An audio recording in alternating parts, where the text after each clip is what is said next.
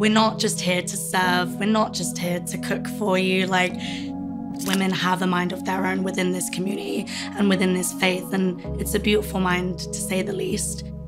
We are powerful, extremely. I think for me, it's extremely important to showcase in my art women doing exactly what they want to do, whether that's a woman who wants to be fully covered and a woman who wants to be nude. Recently, I'm like, I want to wear my religion on my sleeves, on my head. I want to walk down the street and say, yeah, I'm proud to be Muslim. Growing up, I was really embarrassed of being Shia, like, so much so that now I overcompensate it by shouting about it all the time, and it's actually embarrassing, and people think, oh my God, like, this is a lot of your identity that you're doing. 3, take 1. Could you please introduce yourself to us and define your practice? My name is Hana Zebzabi. I'm a 25-year-old photographer, and I'm also the founder of Divergent Workshops. For me, as a Muslim woman growing up, I've been told to not do certain things. I've been, with my own personal story, put in a little box. I wasn't able to express myself in ways I wanted to. And I feel like now, in my journey as a young adult, I'm almost overcompensating for that in my work, because I wasn't allowed to do so many things that now the women in my work are allowed to be free, doing anything they want. I'm Nuz. I am 28 now, and I'm a henna artist. Having gone through like mental health difficulties and stuff as well, like I suffer from depression, like, and a lot of people in my family do immediately as well. It's not really something that we talk about.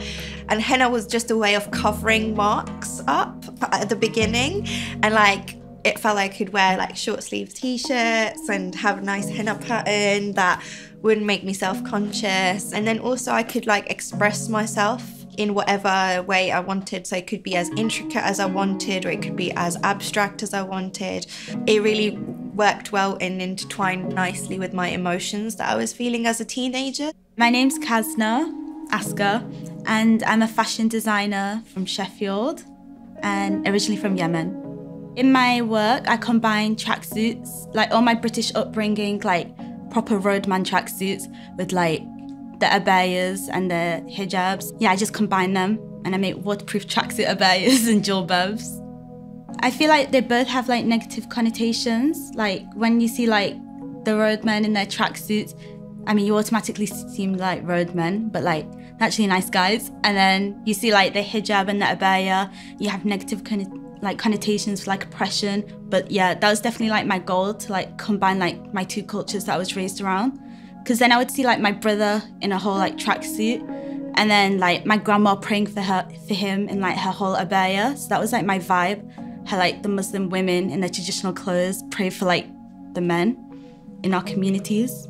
When I grew up in Highfields in Leicester, I wasn't allowed to wear westernized clothes. And then I went to mosque madrasa every single day until I was like 15 after school. And they check what's underneath your jubbas. So you couldn't wear leggings or jeans for God knows what reason. Because now that I think of it, I'm like, I'm still being covered by a piece of fabric. I hated it so much growing up, but then I missed it when I grew up. My name is Naailah Khalifa. I'm 24 years old at the moment. I'm navigating through freelance styling and dabbling in floristry as well. Weirdly, flowers are very looked down upon in a way where it's very feminine, and I'm a very, how can I embed self-care into a lot of things that I do?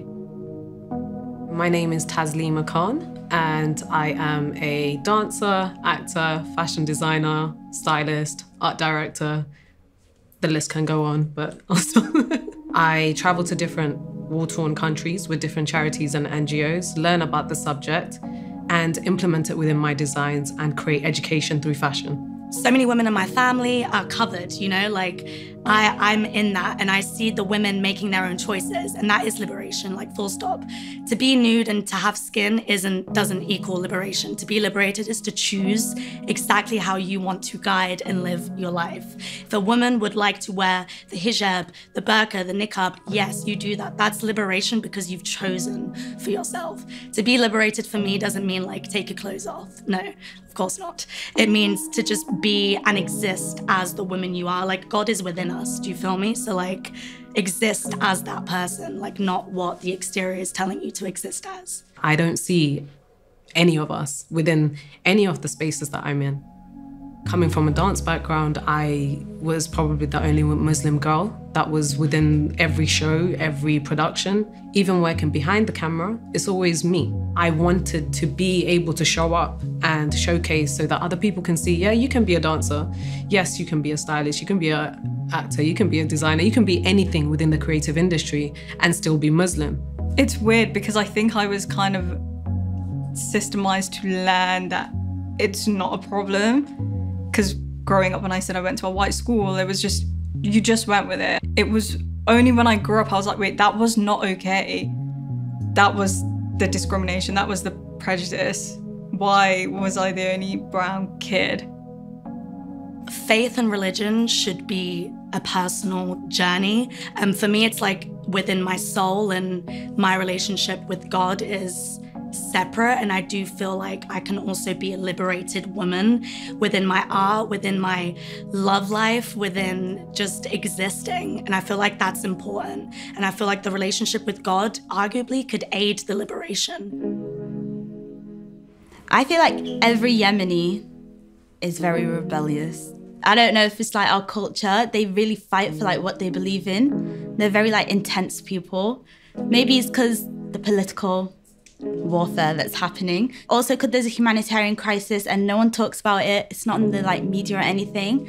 We have to be our own media. So if I'm like not fighting for it 24/7, like no one else will. But obviously I didn't realize it was like rebellion or like political till after I make my collection, and then everyone's like, oh my God, it's so political. For me, art and politics are intertwined, so much so I don't see them as different. I see policy making as a form of art as well. And same likewise when I'm doing, you know, stuff. I think radical art is really important and is necessary for political movements. The language of art is the most powerful language. Taking into account what it's for, where it's going, who's going to see the imagery, and I guess like what impact it's going to have on people and their perception. I think about those things before I draw on someone.